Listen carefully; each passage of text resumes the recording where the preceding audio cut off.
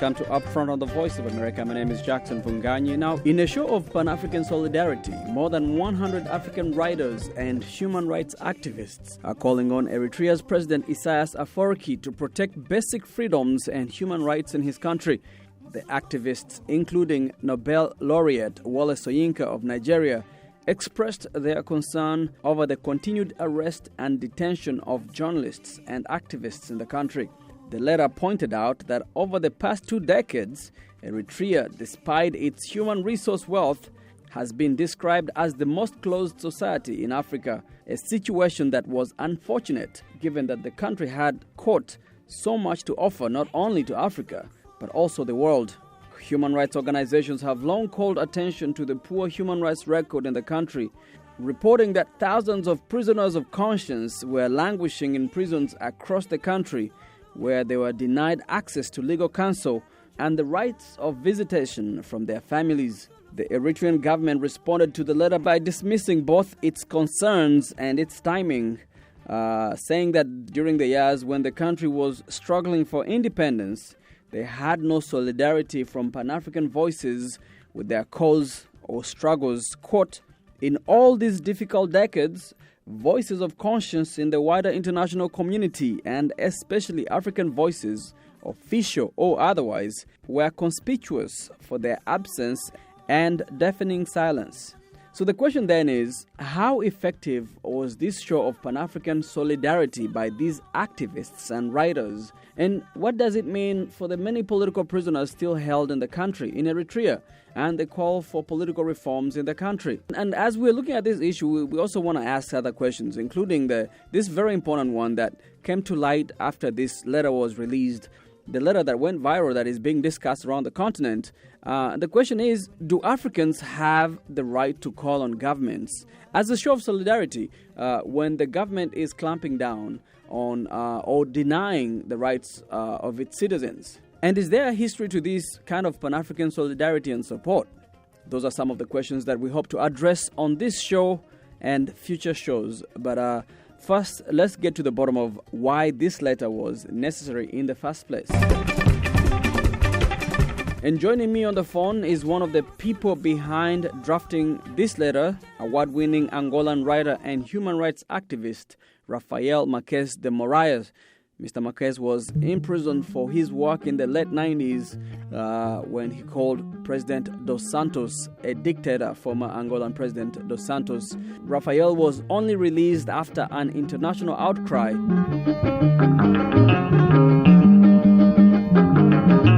Rafael, what can you tell us about this letter and how did it come about? A number of leading activists have been thinking of coming together to express more solidarity towards one another and to people and to countries that have been suffering the most. And it's just an idea that came about as a result of lots of brainstorming.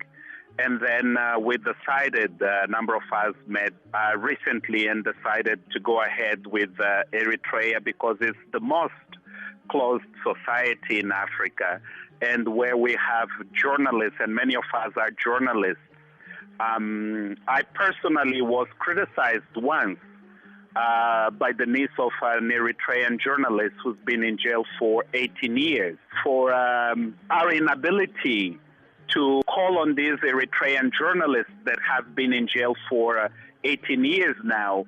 We're talking about Seyom Tesfaye, Dawit, and Emmanuel, so that they can effectively feel that they have not been abandoned by their colleagues in the continent, right, and that attempting to express their freedom is not a crime, and they should not be held for 18 years without trial, without their relatives even knowing if they're still alive or not, because they've never been allowed to receive visitors. Who did you address it to, and what do you hope to achieve?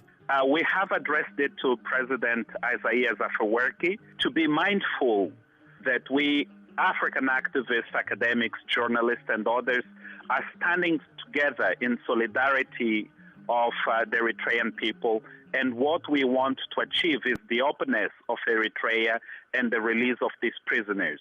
and we want to be allowed to visit them in the meantime. Do you know if President Afwerki was able to read it yet? I've read one from the Eritrean ambassador to Japan, calling us essentially stooges of colonialism.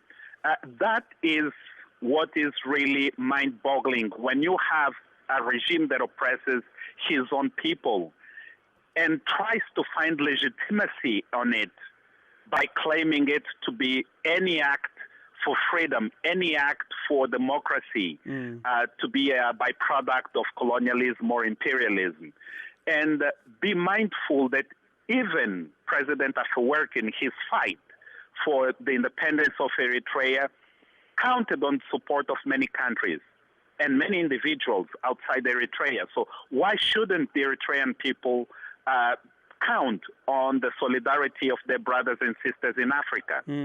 So it's not that kind of empty argument of colonialism or imperialism that will deter us from doing what is right, which is to express our long overdue solidarity to the people of Eritrea. So the first official response towards this letter was from an ambassador, and instead of I guess positively accepting it, he's already calling you stooges of Western imperial powers. Is this a reaction you expected? And in essence, do you feel like this letter was just more symbolic than it will achieve any tangible results? It is not a symbolic letter. Yes, it's a letter that is filled with words, but it's also filled with the willingness of African activists to act and to continue to put pressure on the Eritrean authorities until we have a positive answer. And we calling upon the government of Eritrea, the president of Eritrea, as individuals who want to engage in dialogue, who want to help to bring Eritrea to this broader dialogue that is happening in Africa for democracy, human rights, and transparency. Each one of our countries has its own set of problems, but that has not stopped us of expressing solidarity to one another and engaging dialogue in talks and to have people traveling back and forth to meet with one another. So how many Eritreans have been allowed to attend meetings on human rights, on democracy, and have returned home and have not been jailed if they've been allowed to leave for those reasons. So we do not want Eritrea to continue to be an isolated country from the rest of Africa.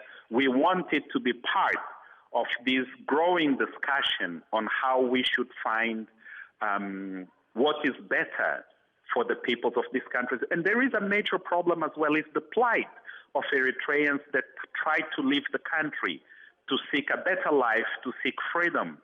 500,000 Eritreans have already left the country because of the regime. And we want that to change. We want Eritreans to be able to enjoy their peace and prosperity in their own country. We are not Westerners. We are Africans. And we are using our voice of unity to say, welcome us, brother, talk to us. Do you know of any mechanism within the African Union or a platform where you can address some of these issues? We have every country represented, the African country represented in this petition. So it's really important for us also to address to our presidents, to our leaders, that the issue of Eritrea must be raised at the African Union in the strongest possible manner so that we can see solutions to some of these very grave concerns. You have countries that have, take Zimbabwe for instance. We hope that once Mugabe was out, there wouldn't be much repression as it is happening now with activists who have gone to a conference on nonviolence. But these activists were allowed to leave the country and have returned, and we are toying with the system, the court system that says we'll try them, there's need for more evidence. At least there is a discussion, and that's what we want to see in Eritrea, not just a society where everything is decided by the president and those surrounding him. But it's important that the Eritrean people express their voices and what they really want as well, as many of us are doing in the continent, in spite of the authoritarianism of some of our leaders. Let's take a quick break. We'll be right back.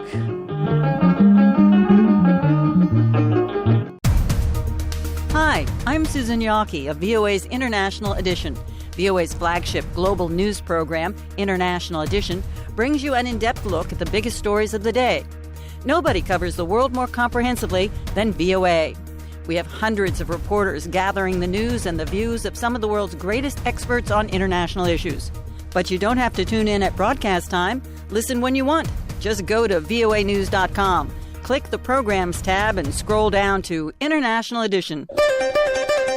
Welcome back. We are talking about the letter that was written by African journalists and activists in which they call on Eritrea's President Isaias Afwerki to allow them access to jailed political activists and journalists.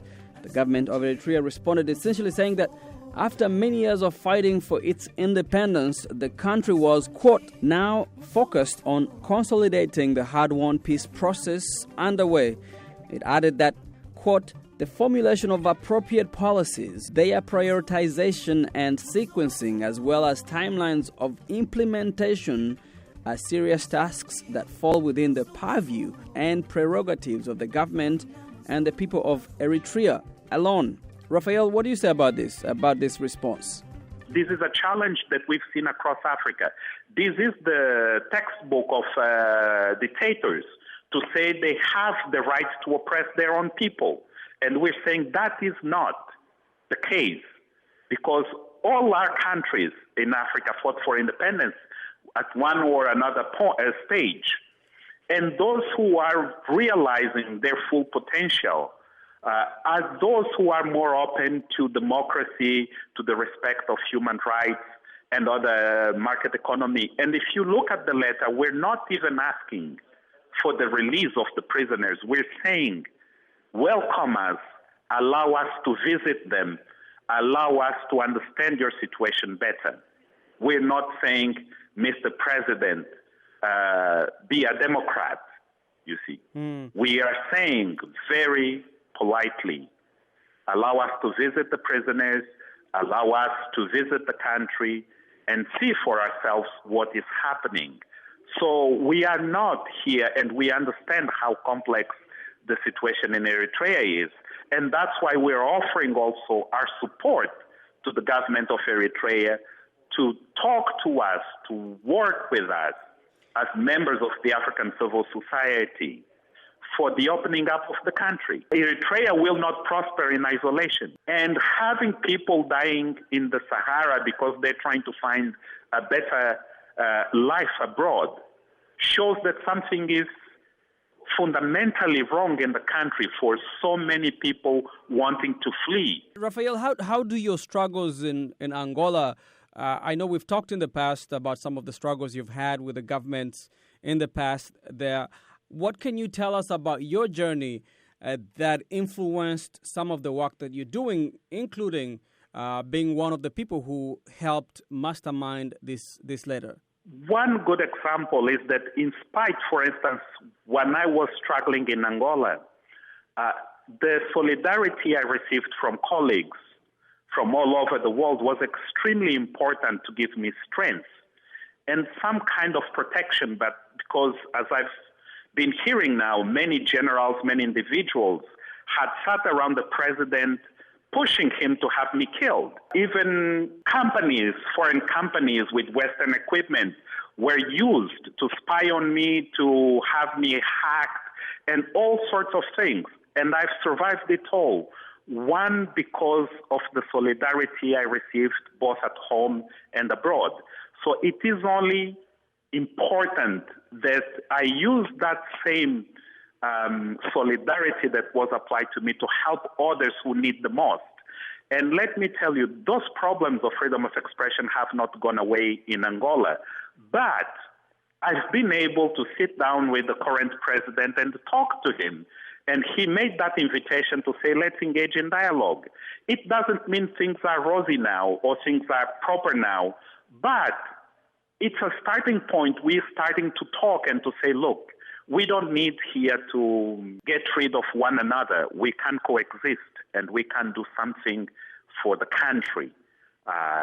And we can struggle. And what we want in democracy is dialogue. And that is what is important. And I think that's what we want for Eritrea as well, that there is a process of dialogue and Eritreans are able to speak their mind in their own country. And that has nothing to do with the UN sanctions or with international pressure Eritrea suffered. That was Rafael Marquez, an Angolan journalist and human rights activist. He was speaking to me from Mozambique.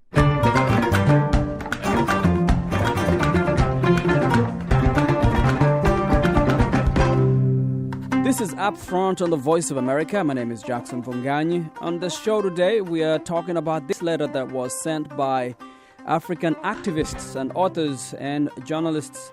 The letter calls on the Eritrean president, Isaias Afwerki, to allow for a delegation to visit the country and to open dialogue on the human rights situation in the country, especially for prisoners, and also calls for democratic reforms in Eritrea.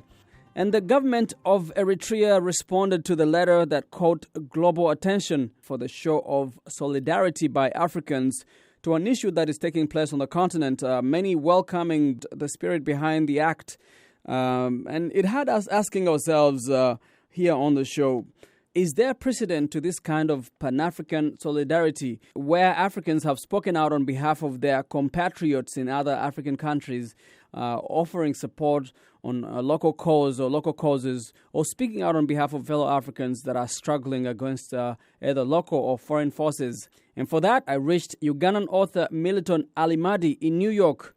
Militon is the author of Heart of Darkness, the book Heart of Darkness, and the book talks about the history of Western media demonization of Africa. So, Milton, I just wanted to get your point of view on this issue, just to give you a little context. More than 100 African writers and activists recently wrote a letter to Eritrea's government arguing the leader, President Isaias Afwerki, to protect basic freedoms and launch political reforms in the country. The Eritrean government responded by saying, basically being dismissive to the letter and saying, quote, that during the difficult times when the country was fighting all the different battles for independence and when they were under sanctions and other international blockades, that these voices, quote-unquote, of voices of conscience in the wider international community and especially African voices were conspicuous for their absence and deafening silence. The reason why I wanted to talk to you briefly is if you can give us a little bit of a history of this type of solidarity. Is this something that is new across the continent or in the history of political struggles around the continent? Is this something that we've seen before where people show solidarity with other Africans in their struggle for human rights and democratic reforms in their countries? Well, yes, absolutely. Well, first of all, let me address the part about the regime dismissing it. I think it's a mistake for the regime to dismiss it and to even imply that these voices were not in solidarity with Eritreans when they were fighting for their own independence. That is not true. Obviously, many Africans were supportive of their revolution, and many Africans were happy that ultimately they achieved their goals and became an independent state. So that needs to be taken off the table. So to suggest that Africans are now taking a cynical approach, that is not true. What Africans want to see done is for the liberalization that we see going on in Ethiopia today to be replicated and Eritrea. Mm-hmm. Many of those people that have been detained incommunicado for many, many years. And they were not enemies of the state. They wanted a more inclusive country. They loved their country. And that is why these intellectuals and activists have decided to endorse that letter. Is this a new approach? It is not. Africans conducted similar campaigns in South Africa and in other parts of the continent. When Nelson Mandela was incarcerated, he was sustained knowing that not only in South Africa, but in the rest of the continent and around the world, people were supporting him. The moral support that he knew he had from around the world helped sustain him and kept him hopeful until he was released 27 years after incarceration. Right, right. So similarly, the victims that are incarcerated in Eritrea today also feel hope, and they feel sustained when they see the global community coming together to support their cause. And their cause is to see a more inclusive Eritrea, which will benefit all Eritreans. And that is how the regimes to see it as well. We as Africans, we're very quick when it comes to condemning racism, for example, or condemning apartheid. But when it comes to mistakes or repression under our own governments by fellow Africans, we've often been mute or silent. So that is why this is a very good development. That was Ugandan author Militon Alimadi. I reached him in New York.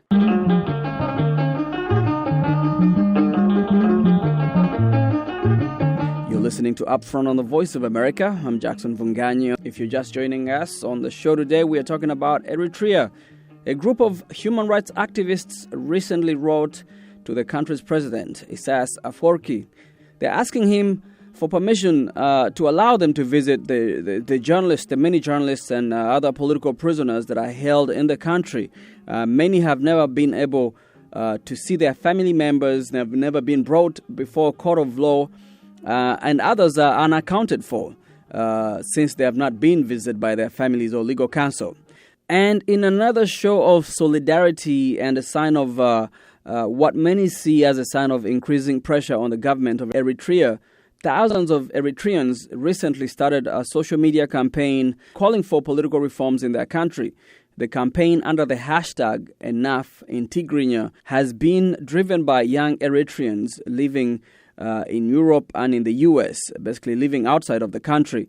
And one such activist is Vanessa Tsehai, a law student based in the UK.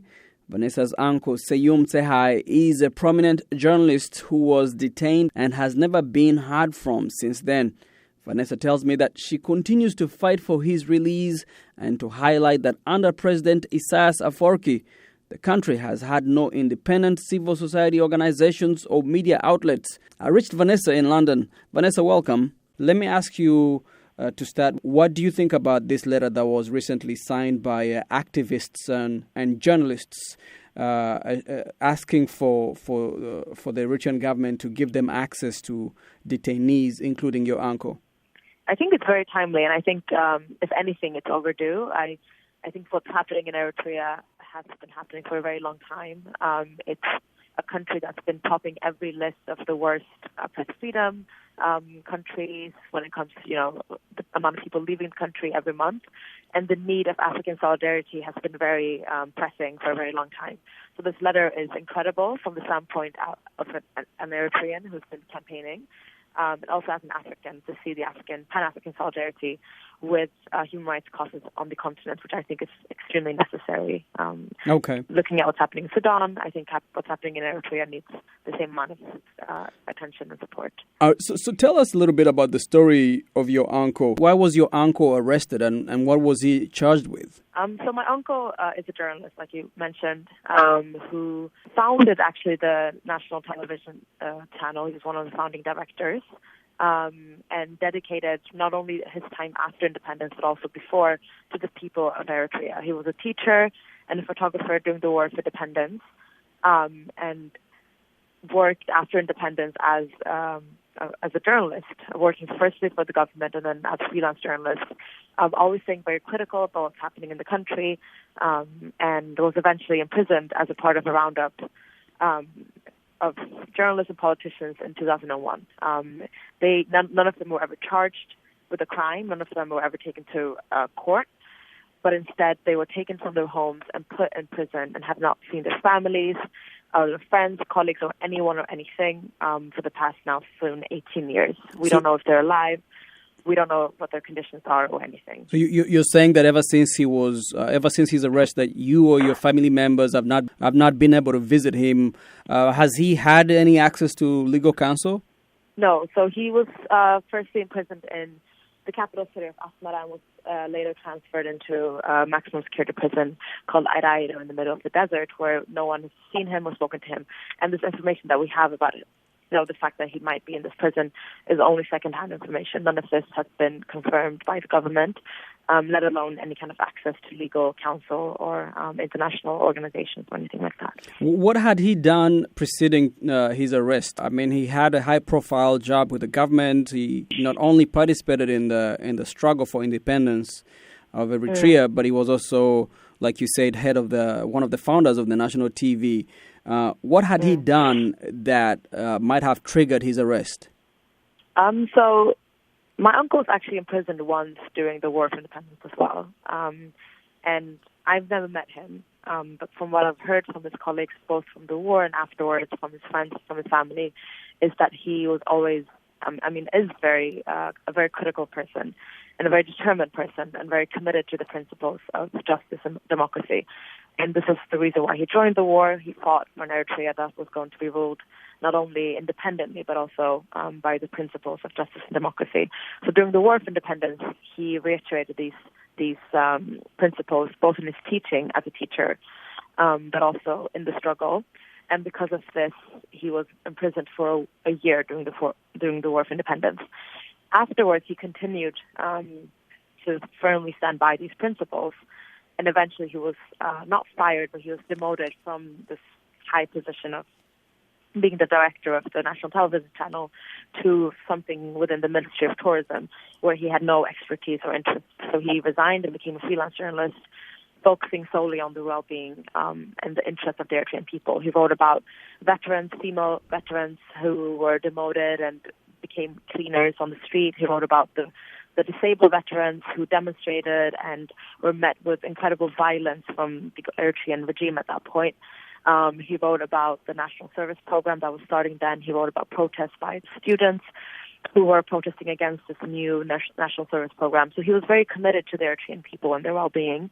And because he was actually never taken to trial, there was never an official charge or an arrest, we cannot say for sure that it was a specific article or cause that, had him imprisoned at the end, but it was definitely his commitment to the Eritrean people that was made him seen as a threat. And alongside the other people, you can see that there's a common thread, there's a red thread. So he was basically critical of some of the local policies. Let me ask you about his case. Was his case an isolated case or isolated incidents, or is this something that was common in, or is still common in the arrest of people who speak out against the government of Eritrea? Yes, his profile as a very critical person was not unique to him. It was something that was common amongst all the people that were imprisoned alongside him in 2001. And the fact that they were imprisoned in 2001 was not a coincidence. It was the year Eritrea was supposed to have their first election. It was the year the government decided to shut down the free press, and then also imprison my uncle, 9 other journalists, and a group of people who had written a public letter, open letter, from within the government. The politicians and military kind of personnel who had all written an open letter to the government. So he rounded up all the people that had both publicly but also had the profile of being very critical, who also had been critical of the government at the same time. And this was the big shutdown. Some people have referred to this period as the time Eritrea officially became a dictatorship. It was when, all the free press was shut down, all the critical journalists and politicians were either imprisoned, and a lot of them also left the country at the same time. And since then it's been complete silence from that side. So his arrest, that period was kind of a turning point in Eritrean politics. Ever since his arrest, things have kind of been, trending downwards in terms of democratic reforms and human rights violations happening in the country. Let me ask you about this letter that was recently written. About 100 activists and journalists wrote to the Eritrean government asking for them to access people like your uncle. The government of Eritrea just responded. What do you think about their response? Have you been able to read it? Yeah, it was one of the most poorly argued response or a letter I've ever seen in my life. It was kind of centered around June being a quote-unquote holy month for Eritrea because of Martyrs' Day, which is the day where we kind of celebrate the sacrifices of our martyrs who fought for their Eritrean independence. And for me, as an Eritrean activist, as an Eritrean individual, I celebrate these martyrs because they gave their lives for a free and independent, just and democratic Eritrea. And any kind of celebration and use of their name and their struggle by the Eritrean government is completely hypocritical because they fought for the very thing that the Eritrean government is denying the Eritrean people. So just the beginning of the letter and using Martyrs' Day and June as a holy month is completely ridiculous. And then it goes on to just list so many different points. I don't know how much in detail you want me to go into this letter. But for example, they completely disregard the fact that my uncle and the other journalists and politicians were imprisoned.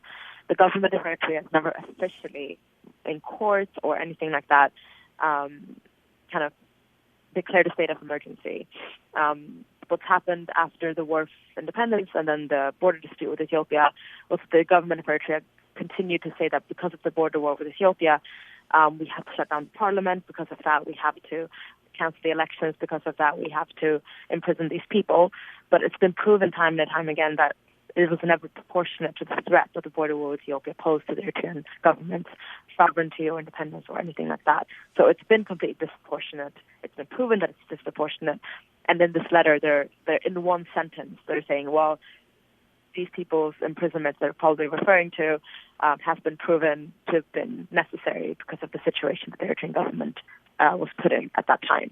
But that does not explain why the government of Eritrea or the regime of Eritrea still has not released these people, given them a trial, or continue to imprison people, not only because of their political affiliations or opinions or statements, but because of their religious affiliations, because of their the fact that they happen to belong to religious groups that are not sanctioned by the government, or because they have said something against the Eritrean government, or because they refuse to participate in the national service. They also disregard the fact that people are actually fleeing the country because of these political harassments from the Eritrean government and because of the national service program, which they are not even referring to in wording, but are simply saying that people are leaving because of pull factors, right, and not because they're harassed by the Eritrean government because of their political affiliation, or because they're forced to participate in a program that is neither necessary nor legal and is exploiting them of all their power and potential from to the people. Let's take a quick break. We'll be right back.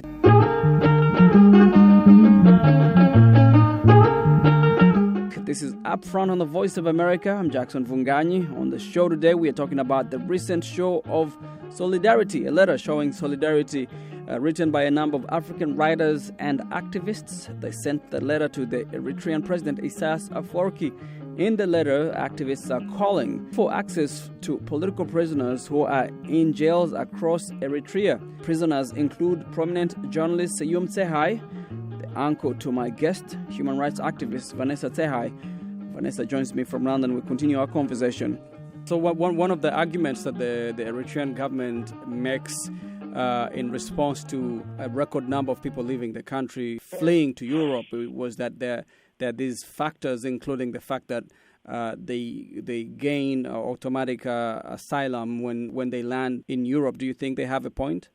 Absolutely not. I think that in discrediting Eritrean refugees seek for a better life and seek from this horrible situation that they see themselves in Eritrea, they're putting themselves and they're proving themselves to be in a very privileged position. The supporters of the Eritrean government who are screaming pull factors and the Eritrean government themselves are, together with me and other people in the diaspora, in a very privileged and comfortable position. Sitting in the West or sitting in the government house in Eritrea where we're protected, our freedoms and our liberty to speak on these issues or any kind of issues are protected, and then to claim that these people are simply looking for iPhones or for better for pull factors because they know they're going to have asylum as soon as they come to these shores is absolutely ridiculous and also, like I said, very privileged. These people are fleeing a country that has proven to systematically disregard the sanctuary of not only life but also freedoms in terms of liberties of movement, of freedom of expression, and all of these issues. And to say that these people are simply looking for like I said, iPhones is just ignoring the realities of Eritreans. So I've seen basically a tendency to be dismissive of any type of criticism, or either whether it's a report from the UN or from any human rights organization. There's this type of dismissiveness that comes from the government of Eritrea. Have you ever seen at any point, do they ever accede or accept that they might be wrong about a policy that is not working? What do you think their intention is in being this dismissive about these reports? There's like two camps, or not camps, there's two groups of the pro-government people that we see. We have the government themselves, like the statement that was written by the Ministry of Information. We have ambassadors that are tweeting and stuff like that, and then we have people affiliated with the government or government supporters based in the diaspora. Some diasporans who are currently living in Eritrea still in an extremely privileged position of being a diaspora and being privileged by the Eritrean government to actually treat diaspora Eritreans and kind of people in Eritrea in a very, very different way. So that's kind of the two camps, or the two groups. And the Eritrean government wants power. They want to stay in power, and any kind of criticism or any kind of movement or group of people that are criticizing them in any way is seen as a threat to their power and is completely disregarded and, demonized in whatever way. And the other group have some other kind of interest, whether they have economic interest or power or whatever they have in the country. They've never admitted to any faults in their policies. They've never changed the policy as a result of any objection from the people. They've never showed any interest of changing the country for the better. They keep mentioning the quote-unquote government of Eritrea, so the Eritrean regime's intention to nation building, their intention to build a better country, they say that they've lost time because of this border war with Ethiopia. But all of this is completely made up because there hasn't been any genuine or any attempts at all to build democratic institutions, to have elections, to release journalists, to implement the constitution, which I should have mentioned earlier. Eritrea is not governed by a constitution. To my knowledge, it's the only country in the world without a constitution that it's governed by. And none of this has ever been mentioned by the Eritrean government to have been worked on or ever any kind of intention to actually start on. So they've been mentioning this time and time again after the border war. And before the border war, they're saying that all of this would have been implemented after the war was over. And after the war, they're saying, oh, of course, we're working on it. But there's been no proof that they're actually doing that. No criticism. Now, I remember when Ethiopia, under the new Prime Minister, Abiy Ahmed, came into power last year and normalized relationship with Eritrea, in essence, I guess solving that border issue that they have had for many years. The impression amongst many observers and analysts was that Eritrea was going to see massive political reforms and human rights reforms inside the country. Were we being too optimistic at that time? No. I mean, I've never believed that the Eritrean regime is capable of change. I think that the people who've been claiming to have hope for the Eritrean government either are naive or are not well informed about the situation in Eritrea, or simply saying that to buy themselves time for whatever interest they have in the country. No Eritrean activists or individuals who are committed to what's happening in Eritrea had any hope, genuine hope after the peace deal. It was, of course, a positive change. No one ever said that peace is a bad thing. The Eritrean regime in their response say that the letter included congratulations on the normalization of relationships, that they say that they only added for the sake to look balanced. But I think there's a genuine attempt to actually, of course, people want peace in Africa. People don't want border wars. People don't want hostilities between nations. And I think that's two separate issues. Everyone was happy about the peace, but we were careful not to conflate peace with any kind of change within the country in Eritrea. Now, there have been some reports that the UN Human Rights Council could relax its scrutiny on Eritrea. Various organizations and activists are concerned about the future of, for example, the special rapporteur mandate. Are you worried that the UN might relax its scrutiny of Eritrea and its human rights record? Of course. I mean, they had a kind of interactive dialogue with Eritrea in March this year, where it was the first time that the Eritrean regime actually participated. And I was the commissioner's guest and the special rapporteur's guest to speak on the situation in Eritrea, and spoke about this false hope that the Eritrean government supporters have been speaking about, that the members of the commission, states, but also governmental institutions have been speaking about. And it's extremely worrying to see how their kind of attitude, of course, a lot of these people have been quiet before, so it's not necessarily a change in attitude, but objective on what's happening in the country has become extremely evident. The African countries gave a joint statement, for example, and every single statement, I would say, apart from Iceland, was very vague on what's happening, even though what's happening is very clear. So I'm extremely worried that the normalization of relations with Ethiopia has led to kind of whitewash of what's happening in the country. And it's hard to ignore what's happening in the country, especially considering the commissions and the rapporteurs and the Commissioner of Inquiry's report, because it's very clear what's happening in the country is extremely bad. But this false hope has been used to give the Eritrean government, quote unquote, like a new chance. And that's extremely worrying to me. And I'm interested to see how long this hope can be used by these governments and these governmental institutions to protect their own interests, because you can only claim to have hope for a certain amount of time. And soon it's been 1 year since the normalization of relations, and nothing has changed in terms of democracy and human rights in the country. So, extremely worried.